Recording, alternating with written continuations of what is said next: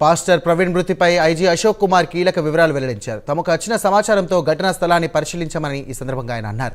అక్కడ దొరికినటువంటి ఫోన్ను ఓపెన్ చేసి అతని బంధువులు, స్నేహితులతో మాట్లాడమని, దీని ద్వారా అతను పాస్టర్ ప్రవీణ్గా గుర్తించామని అన్నారు.